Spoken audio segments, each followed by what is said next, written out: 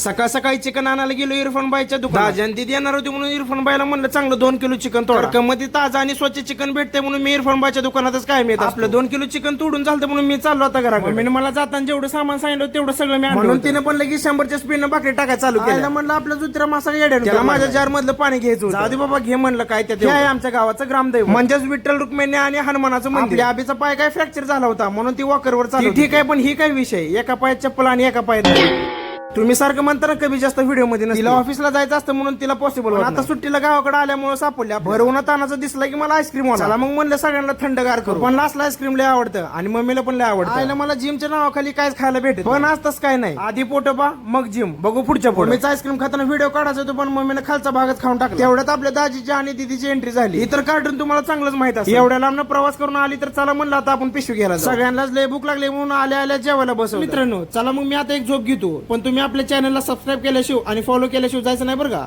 धन्यवाद.